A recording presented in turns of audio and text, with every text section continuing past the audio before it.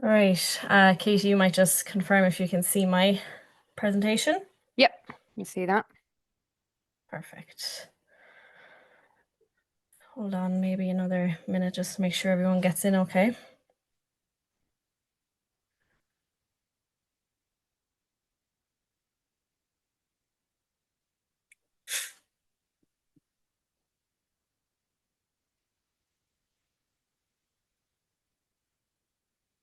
Okay, let's get started. So, guys, thanks to everyone for joining us tonight. And if you're watching this recorded version, thanks for registering. So tonight's webinar is going to be basically everything preparing you for the breeding season ahead. I know people are not even finished calving yet and we're talking about breeding, but preparation is key. And tonight we're joined by Dovea Genetics. So John Lynch is here with us tonight. So he will give his own little presentation there in a little bit too. So thanks very much, John, for joining us tonight. So to introduce everybody here, my own name is Katie Shanahan. I'm Content Marketing Executive for Herdwatch. As I just said, we're joined by John Lynch, who is the Beef Program Manager in Dovea Genetics. We have Katie Rabbit, who is Customer Onboarding and Support Team Lead, and Katie will be doing our Herdwatch demo tonight. And then in the background there, we have Katie Fletcher, who is Onboarding and Support. And Katie will be answering all your questions. So if you do have any questions relating to your breeding section in Herdwatch, or if you have questions for John, just pop them in there to the Q&A box on the bottom of your screen as we're going through, and Katie will do her best to get to the question. So there'll be a bit of confusion. There's a lot of Katies in tonight's workshop, so apologies for that, but bear with us and we'll get there. So we're going to try and get through this as fast as possible because we have a few speakers tonight. So first up will be Katie basically going through a demo of the breeding section within the Herdwatch app. So how to record breeding data in Herdwatch, how to record your serves, tracking calving dates and outcomes, inputting genetic information and performance metrics, generating reports, comms data entry mistakes and how to avoid them. Then we move on to John, who will do a little presentation on best practices in breeding management, and followed by a Q&A then. So like I said, if you have a question now that you know you want to ask it early, and Katie Fletcher there in the background will do her best to get to them all. I just want to say as well, if your question isn't answered tonight, don't worry, because all the questions from tonight will be sent over to our customer support team. And they will get to them all tomorrow. So even if it's not answered tonight, don't worry, your question will be passed on and someone will contact you tomorrow to help you out. So just going back to the Herdwatch story. So we've launched in 2014. So we've been helping over 20,000 members with their herd performance and farm compliance. So we've over 21,000 Herdwatch members worldwide. We have over 2.3 million cattle active in the app today, over 2.9 million calf births. Actually, we have been informed since that we're actually after reaching the 4 million calves. So that's a good bit since then. Over 1.7 million sheep on the app and over 750,000 acres mapped on the Herdwatch app. So I am now going to pass over to Katie. So if you want to pull out your breeding section on your phones or your laptops, feel free to do now. And Katie, I'll let you share your screen and you can take over with the demo.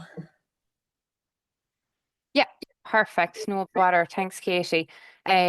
Katie, can you see that screen there just with the app? Yeah, that's perfect. So guys, if you have any questions now as Katie Rabbit's going through this, do pop them into the Q&A and Katie Fletcher will get to them. Perfect, no bother. So yeah, so I'm going to bring you through the breeding section of Herdwatch, just kind of all the tasks you can do and what you can record. So what I'd recommend to everybody is coming up to your breeding season this year. The first thing to do before you even start recording tasks is set up your breeding settings. So where you're going to find those is in the three white lines in the top left corner. Click those and go into your settings, and you'll have a breeding tab here. So in here, what I'd recommend is set up your breeding season start date. It's at the bottom of the list there. So we've our set to March this year, and then set up your calving season start date as well for the year after. So what this does is it just filters out anything you would have had in the years previous and just focuses on the year to go forward. Now there is loads of extra bits you can change in your breeding settings as well. So if you have specific gestation period, if you want to change your breeding age, your repeat days, they're all found in those settings. So that's a good place to start before you even start recording your tasks. So the first thing you'll do is pop into your breeding section here, and you'll be able to see all these different tiles of the information you can find. So I suppose the first thing you will do is you'll be recording your heat observations. So we have a list here that has any animals that haven't had a heat detected since their last calving. So if it's within 42 days, they'll come into this list. So it's ones that you can monitor for heat detection going forward. So once you do have a heat observation, once you see them out in the yard, what you can do is hit your orange plus and you can record a heat observation. So you just click on that task and you can pop in your date. So if it was today, or if you need to maybe backdate it, if it was a few days ago, you can always change that. Your heat reminder, so we have it at 21 days. So essentially what this means is you'll get a notification in 21 days time for a heat observation. So you can go out and check to see if they're bulling. And you can set it to be reminded once, twice, or 3 cycles, right up to 5. So you can change it there for yourselves depending on what you want. And where you'll get that notification is in your watchboard. So if you're on the mobile, you'll get it as a notification on your phone. So you can check it there. So you should get it quite clearly. So once you have that information in, you just hit next and you select your animal and hit save.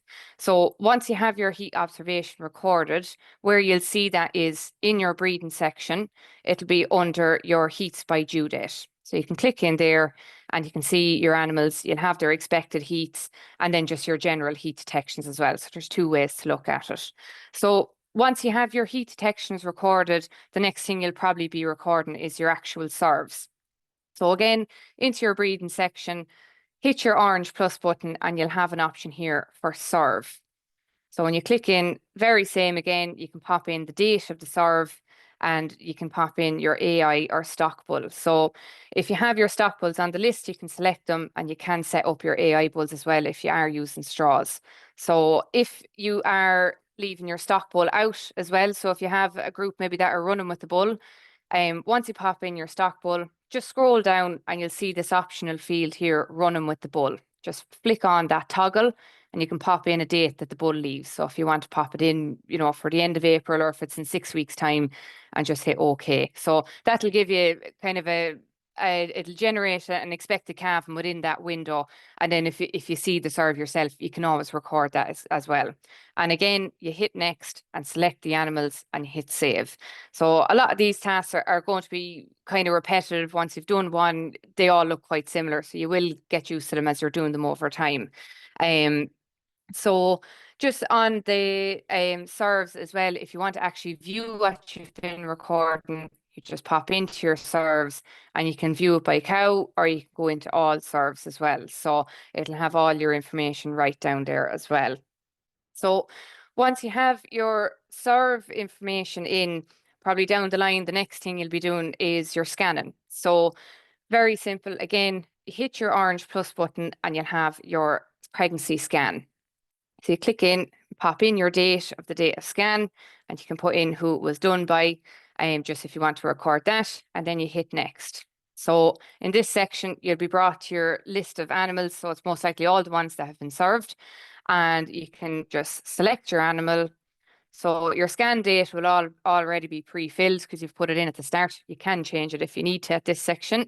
And then you pop in your days in calf. So that'll generate then your confirmed calving date for you to go off of. And that'll be in the app as well, which I'll show you in a second. So you can pop in your days in calf. If for any reason you have an empty scan, all you do is just turn off that toggle that says in calf, and that'll pop it in as an empty scan. So you do have options as well if you want to put it in as twins, if you know that information, or if you even want to put it down for a recheck, you can put that in as well. You'll notice also when I selected that animal that there's a stock bull already populated here. that's because we had a serve created. So any information that was on the serve will carry over to this section as well. And if maybe it was caught twice or three times and you're not sure maybe which one it was scanned to, you can always go to your breeding events and you can check what tasks were done on that animal as well. So if you want to go back on historic serves and just make sure you have the right bull, if maybe there was a few straws or, you know, there was 2 stock bulls involved. Lots of extra fields as well. So if you have an expected gender, you can pop that in, and any notes as well. And then when you hit next, it'll bring you back out to your list. You can select your next one and keep going from there. So you can scan multiple ones at a time. Again, if you want to view that information then that you have saved, just pop into your scan results. And you'll have your in-calf animals, empty animals, and then any ones for breed check, or if you're doing any pre-breeding scanning as well, that'll all be in here as also. Also as well, an easy way to see for any of them that are maybe awaiting a scan, if they're between a serve and a scan, you have that list here as well. So you can always pop into your served animals just to check and see which ones are waiting. So when you have your scan results in, and even if you don't have them in, if you're just doing it off your serves, you'll have your due to calf list. So all this information you're putting in is populating this list here, which is going to be helpful for you in springtime next year. So you'll have all your due to calf, so you can see that this one, 111, is 60 days away, 61 days away. And likewise, anytime they're coming close to calving, they'll all be shown in your watchboard here, ready to go. So at least you'll be getting your notifications when they're coming close to calving, just to keep you on top of things as well. So that's how you get all that information there. We do have a breeding performance section as well. So if you are on the complete plan, you'll have this. So essentially, it's just it just kind of brings all your information into the one place. So you can see how many cows you have served, not served, your conception rate, your 21-day submission rate, all of that is in here for you. So you have that based off of serves, and then you also have it based off your pregnancy scanning as well, if you want to look at it that way. So that's a handy section to have, just if once you have your information in and you're just monitoring at that stage. And then also as well, you have a section here called all breeding events. And that just has every single breeding event that you've created, be it a heat observation, a serve, pre-breeding, or a pregnancy scan. Everything is going to be in here should you want to have a look at it as well. So any of this information that you're putting in, you might want to also get it in report format. So if you want to get it as reports, just pop into your management section there on the home screen, pop into reports, and you'll see a folder here called breeding reports. And these are all the breeding reports that are available to you. So animals born on farm, your breeding report will have almost every task that you've created. Due to calf confirmed will be populated off your scan results, and your expecting calving dates will be populated based off your serves as well. And then if you are drying off cows, you do have an extra cows dried and 2 dry as well in there also. A handy thing to do if you are using the breeding section of the app is to actually link your ICBF account to Herdwatch as well. So if, let's say, you are doing AI and it's your AI man uploads your serves onto ICBF, if you're linked up with your ICBF and Herdwatch, those serves will come down to Herdwatch for you. Likewise, if you record your serves on Herdwatch, they will also go up to ICBF, and the same goes for your scanning results as well. So it's almost as if this section of the app starts to work itself after a while. If you do link the ICBF, I definitely recommend it. It's a really handy thing to do. So that's pretty much the breeding section. Katie Shanahan, is there any questions that have come in there just while I've been talking that want to be answered while I'm on? Yeah, there has been. So the first one was, how do I link my ICBF account to Herdwatch? Yeah, no bother. So just on your home screen, so again, go to the 3 lines in the top left and pop into settings. Rather than going into our breeding, we're just going to stay in general. And if you scroll down, you'll see this sync with ICBF. So when you click in, it'll just ask you, so when you hit continue, it'll just get you to pop in your ICBF username and your ICBF password. and you can sync it up there and then. So the initial sync will probably take about 24 hours if you've a good bit of information on there. After that, then it syncs every night. So if you have new information there every day, that'll be coming down to Herdwatch. And likewise then going upwards to ICBF if you're recording on Herdwatch as well. And just from personal experience, guys, even if you're not paying for ICBF, your serves will come down. And I just simply had to ring up ICBS on the phone and ICBF, sorry, on the phone, and they were able to give me my details straight away. So even if you're not paying for it, your serves will come down automatically to the Herdwatch app. So bear that in mind. Like Katie said, it's very handy. Next question in there: how can I record a serve to a bull not in my herd? Yeah, no bother at all. So I'll do it through the serve task. There's a few ways to do it, but it's handier to see it when it's on the fly. So if you're recording your serve, and let's say probably the main situation is maybe you've bought a heifering calf, or maybe you've loaned a bull, that's where you'd use this. So just click into your AI or stock bull. If the bull you want to use is not here, you have this button here called Add a Sire. So just click on that and it'll ask you the type. So you can see here, I'll just show you while I'm here for an AI bull. You literally just pop in the code, pop in the breed, and hit save. And that bull will be in your list. I'll just go back there. And the same then if you're using a stock bull, I would use this option, stock bull moved out.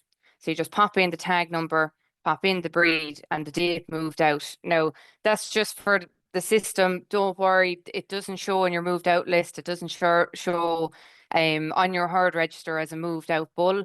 Once I usually maybe just pop that to the 1st of the 1st, 2025. So just pop it as a kind of a generic date and it should be fine. And then you just hit save, and again, it'll be in your list then going forward. And just while I'm on that as well, sorry, Katie, if I go off track, but if you have a stock bull that you've just bought in and you want to get him set up as a stock bull in your herd, so there's a male one there. So you just click in to their profile, and there's 3 dots up in the top right. Click those and click edit. And if you scroll down in his section here, just let it load. You'll have this toggle, is this a stock bull? And you just flick that on and hit save. So that bull is now going to be shown in that list for serves, scans, and calf registration as well.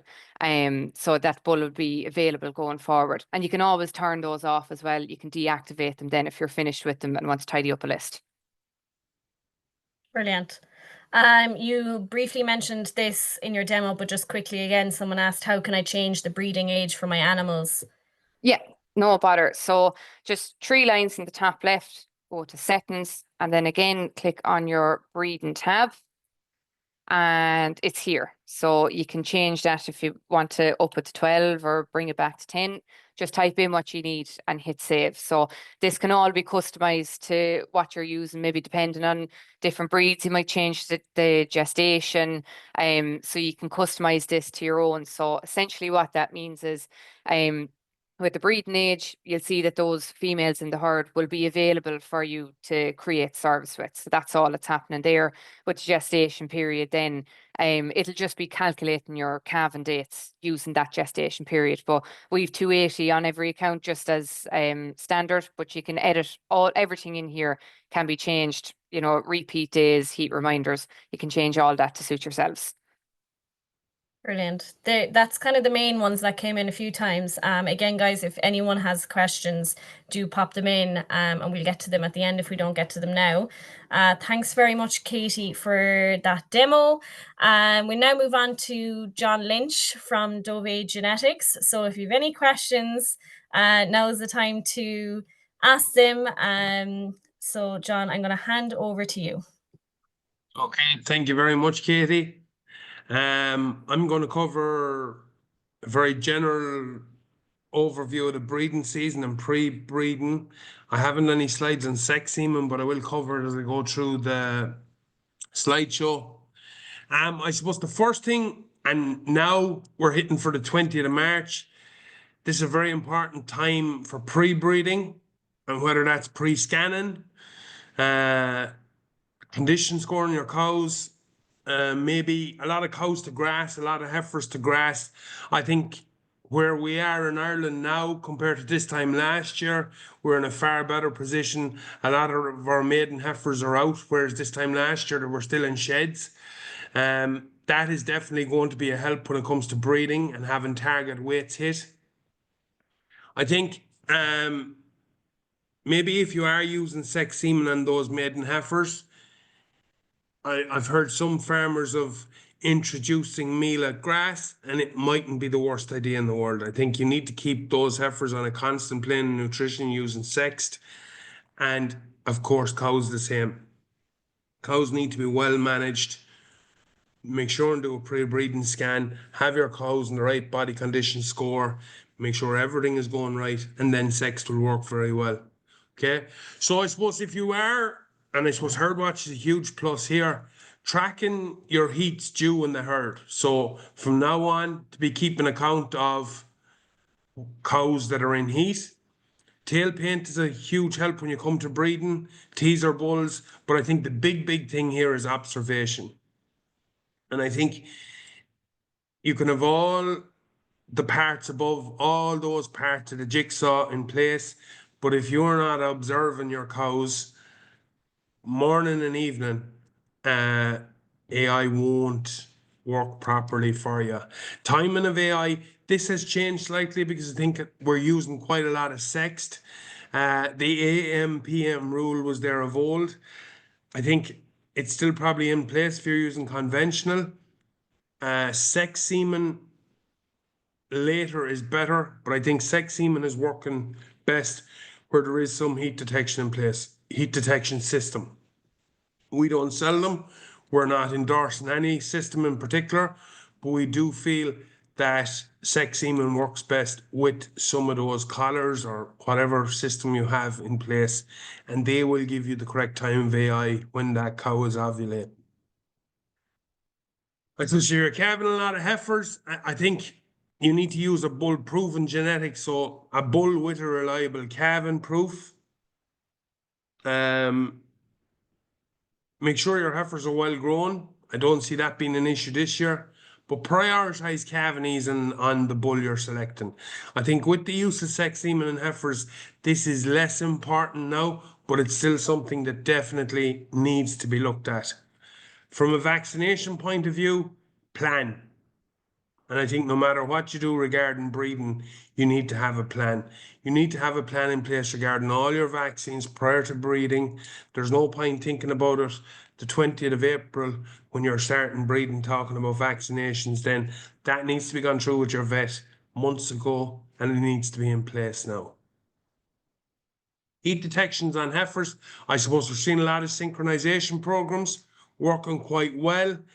The one little bit of advice I would give here is if you're using sex semen and synchro programs, it's a different program than you would have been used to using of old with conventional semen. The timings are slightly different.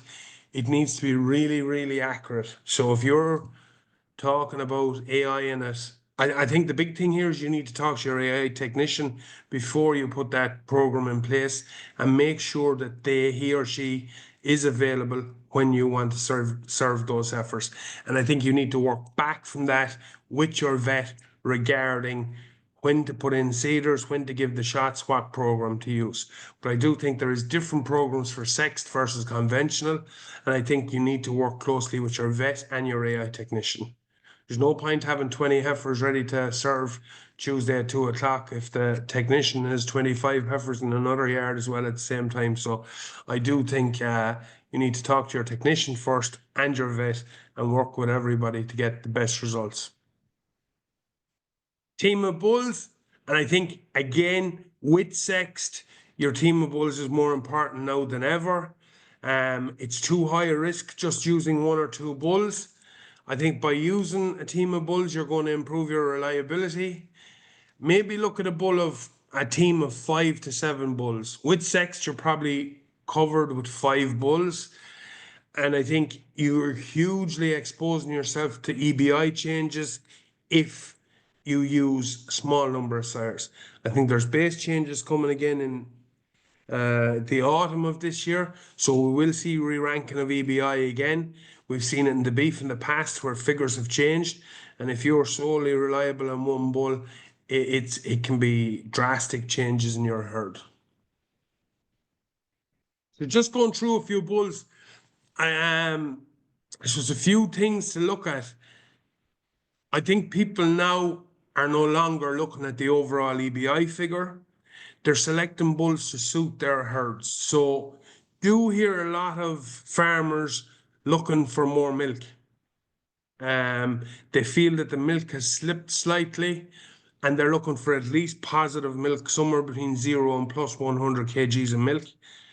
The magic numbers are 0.3 on fat, 0.2 on protein with over 30 kilos of solids. So the bull that's up here in front of you is available sexed. He's daughter proven. So what the EBI states he will produce for you. So he's plus 140 kgs of milk. His daughters are getting into around 6,000 litres of second lactation.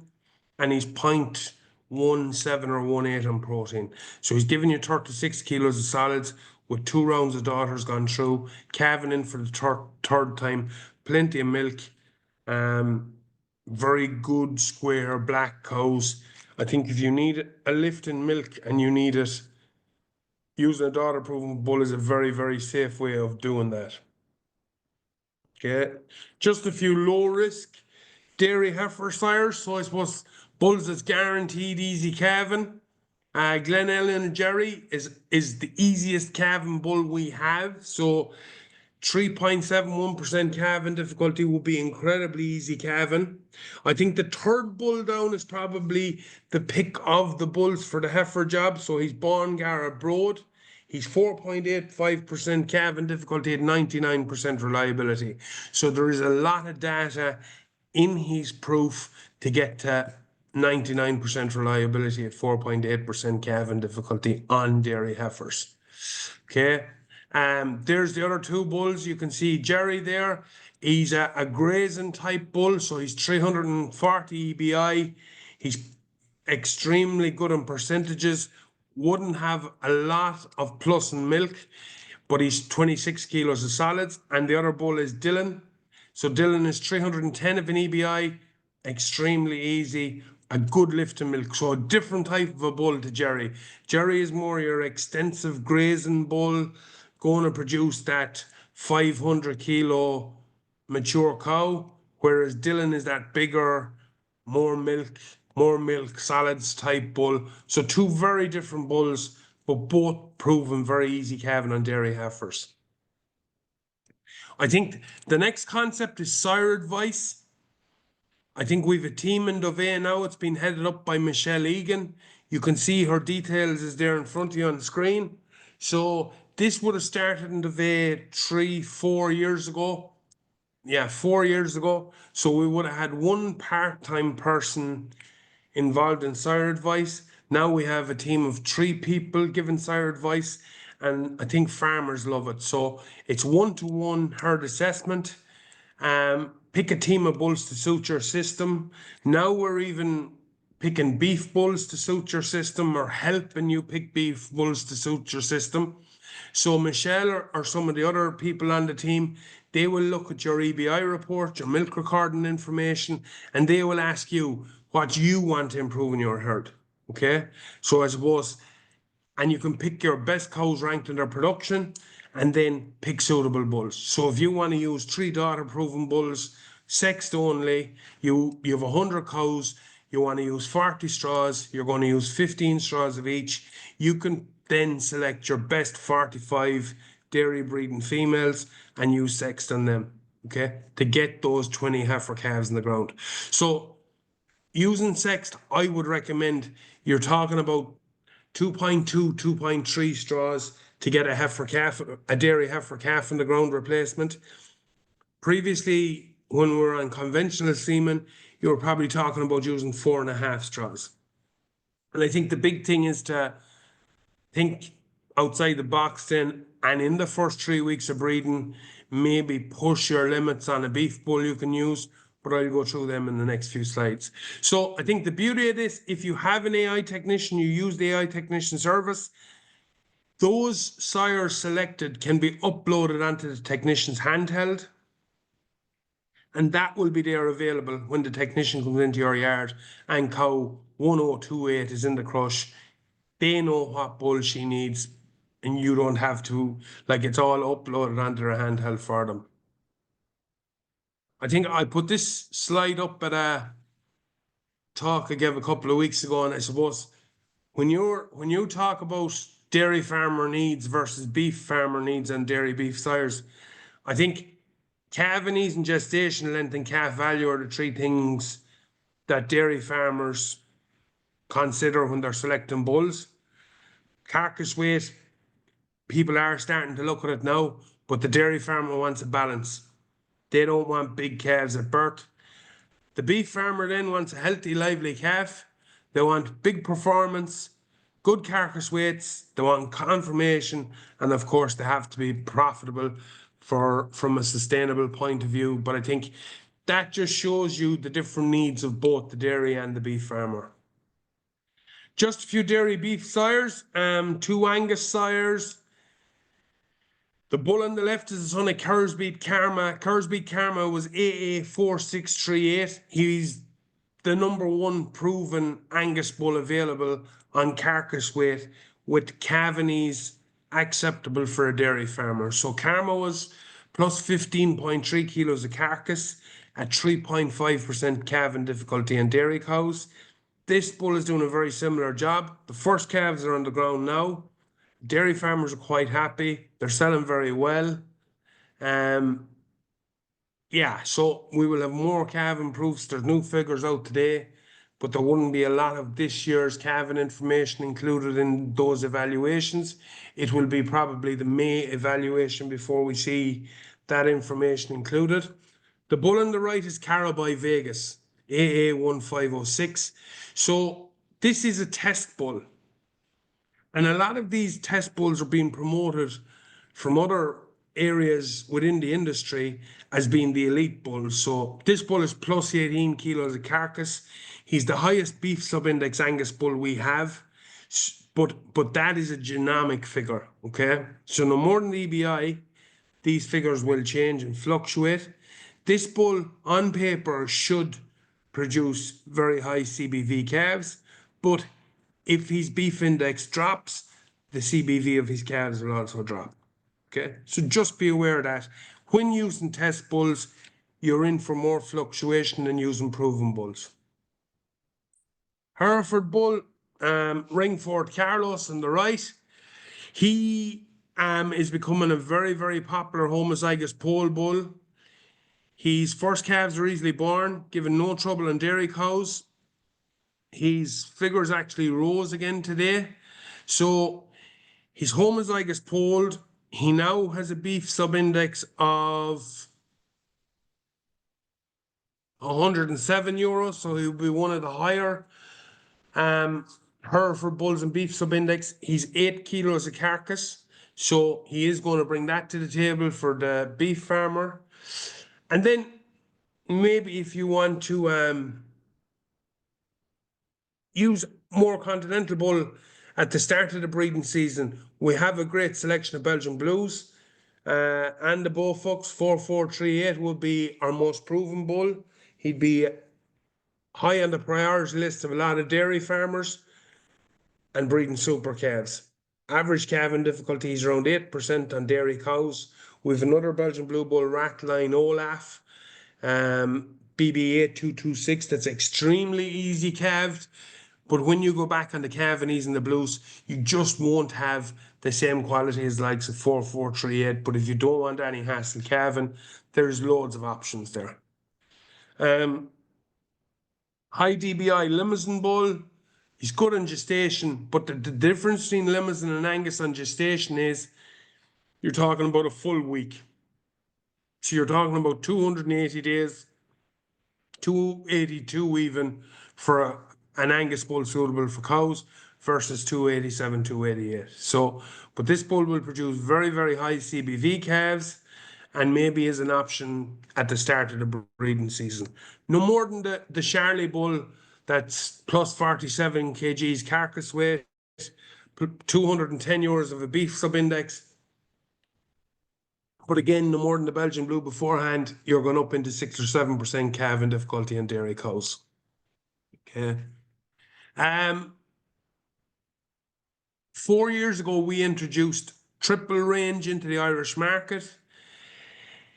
It's big help to us. So what it is basically is we mix 3 bulls of the one breed into the same straw. So we pick similar type bulls. So we have an Angus cow pack. These are the packs. We have an Angus cow pack, we have a short gestation pack, and now we have a second high carcass Angus pack. We have treated the semen in the middle with a product called Sperm Vital that I will cover in a minute. Then we have a triple blue, we have an Angus Hereford mix, and we have a triple mix. So we have an Angus, a Hereford, and a Belgian Blue. The idea is that the semen becomes more active because it's competing with the semen from the other bull. Trial work was done last year by UL, University of Limerick, Sean Fair, and the results from that will be printed in the next few weeks. Internationally, you will be looking at maybe 5 to 7% better conception, but this product has grown enormously.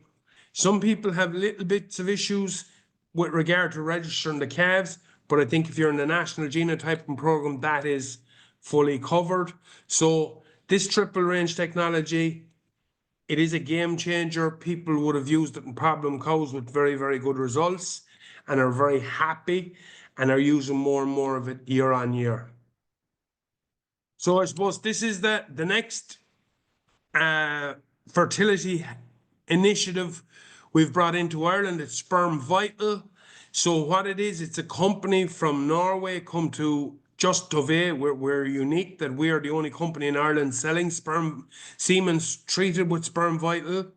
So what it is it's a gel that's put on the semen prior to the semen being processed in Dovea, and it doubles the lifespan of the semen. So in Norway, AI is only carried out by vets. So there's no Sunday AI. So if a cow or a heifer is coming bulling on Saturday evening, she's AI'd, otherwise it's Monday morning. So I think there's a video on YouTube of one of our customers that used it last year. And what they did was after 6 weeks AI, they went to once a day AI. So there were DIY customers, they went to once a day AI after 6 weeks. Any cow that was just coming on heat got Sperm Vital, and any cow that was okay for a conventional straw got a conventional straw. And on the second repeat, everything got Sperm Vital with very, very good results.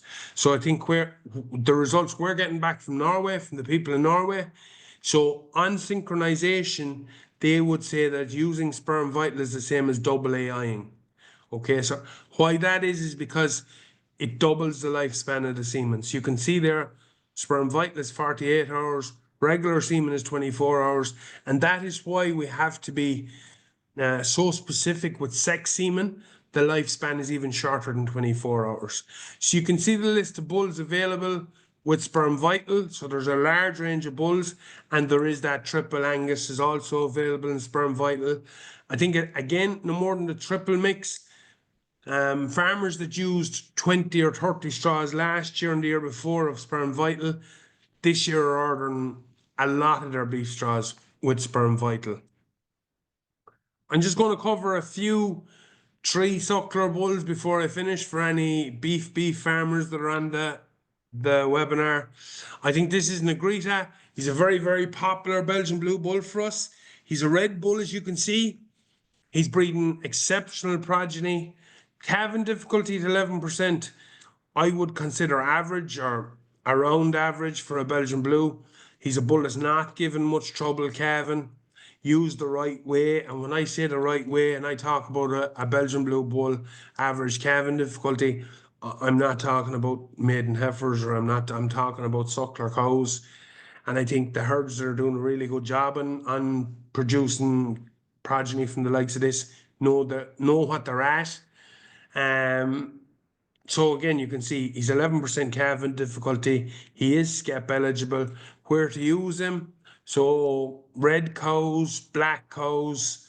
I think the Belgian blue breed in general click best on Limousin type cows, but the beauty of the red is you can use them on Charolais cows and you will get this color of this orange heifer calf in the middle you can see. So progeny selling very, very well.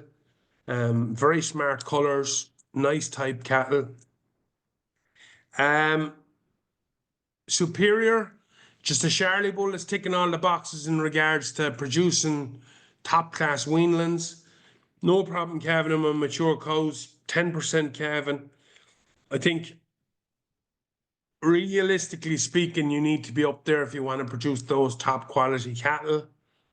A 10% bull now would not be classed as hard calved, in my opinion, on proper type cows. So again, them red limbs, Solaires, Sementals, I think a very, very useful bull for producing top quality weanlings. And the last bull is Drumline, S1185, very, very fancy Tom's Choice Lexicon bull. I think bull to tick all the boxes, could be used on dairy cows early in the breeding season. Beef heifers, once they're well-grown beef heifers, beef cows, ticks the box and index, but a really good quality bull. I think that is the one thing in Dovea that we try and focus on the type of the bull and the quality of the bull first. And yes, we have to have index as well for all the schemes that's there, but we are committed to keeping that quality, whether it's in dairy beef, EBI, or beef, and have an index with that. So I suppose thanks, Katie, all the Katies. And if there's any questions. Thanks very much, John. That was absolutely a very insightful presentation. I know people who are watching tonight definitely went away with a lot of information there. So thanks very much for coming with your own slides. I suppose question for myself and probably a lot of people watching. If people want more information now on those bulls, have you a catalogue, or where can people find out more information on all the bulls? Yes, Katie, I suppose our website, so it's Dovea Genetics, just look it up on Google. That will bring you there. I think the marketing team keep people very well informed on our Facebook and Instagram and all the channels. But if they've any queries, don't be afraid. My email address is jlynch@doveagenetics.ie. And if there's any breeding queries, or speak to Michelle if they want to do sire advice, but we're here to help. There's quite a large team of us. And yeah, we're here to help at any stage we can. Excellent. So yeah, make sure you don't worry, guys, as well. People are asking about a recording. This is recorded and it'll be sent out in our weekly newsletter at the end of the week. So everybody will get this, and you'll all get the slides and everything as well. But yeah, as John said there, all the contact information is on their website. So do check that out. Just to, I suppose, I just see a question in here, Katie. Yeah. Fire away. Can Drumline be used on JEX 25% herd? Yeah, I wouldn't have any fear of using Drumline and the likes of that. I also think maybe to go back with the likes of good Angus bulls in them, those two bulls we mentioned, or a Belgian blue. But I think if you're going back on a herd with 25% JEX, you have to push the boat out a little on calving and to breed those better type cattle. Brilliant.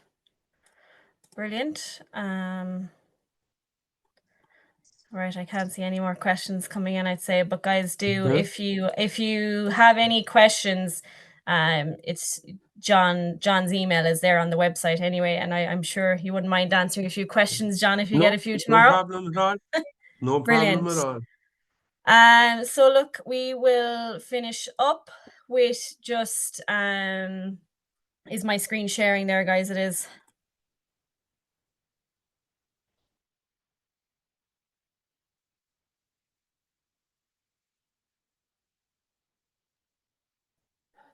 Wait, sorry. 2 seconds there now. It's just freezing on me.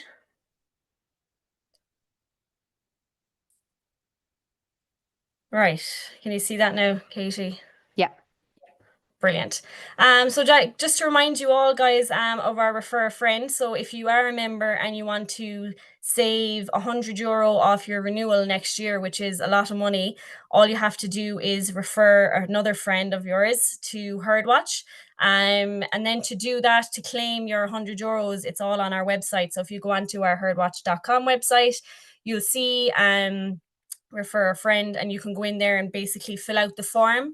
And if you want to just get in contact with a member of the team as well, and the message feature on the bottom of your screen, they'll be able to show you exactly where it is. It's just a really simple way to save money. So why not? And you can do it as many times as you want. Like if you have 5 friends who joined Herdwatch, who join up and sync their herd, then that's €500. So do hunt them down and get them signed up and save yourself a few pounds. Don't forget, you can get in touch with us Monday to Friday on the phones, and the team are there. There's a full team there ready to help you out with any queries you may have. You can pop us an email. If you check on our website, there's a help center. So if you go into our Herdwatch website and go into resources on the top of the screen, it'll bring you into where you can find help articles and the help center. There's a lot of step-by-step guides inside there. If you basically search anything, it should pop up, and it'll be able to give you a little demo and just a step-by-step to help you with any task that you need to do within the app. Again, there on the right in the phone, there's the chat feature. So that's down the bottom right-hand corner in the messages. If you pop in there, you can ask us any query or issue you may be having, and the team are very good to get back to you. So that is it from us. Make sure to check us out on social media. We have great ag ventures and case study videos and everything on our website, so do check them out, and as long with the AgriPod. Like I said, we will be sharing this recording with you all, as well as the slides on Friday. But if the girls will be able to send out the link of the recording anyway tomorrow once it downloads. But on behalf of myself and everyone at Herdwatch, thanks, John, for taking time out of your evening to come on tonight. No problem. Thanks very much. And thanks to Katie Rabbit and Katie Fletcher for helping me out this evening with the demo and all the questions that were coming in. And don't forget, guys, you can always, if you have any suggestions to, if any requests you'd like within the app, don't be afraid, let us know. We're constantly trying to update the app. So do let us know if you have any suggestions for the future. But I think we're going to leave it there. We've done well with time-wise, not too bad considering we had some great presentations there. So thanks very much, guys, and take care. And we'll see you all next month for another webinar.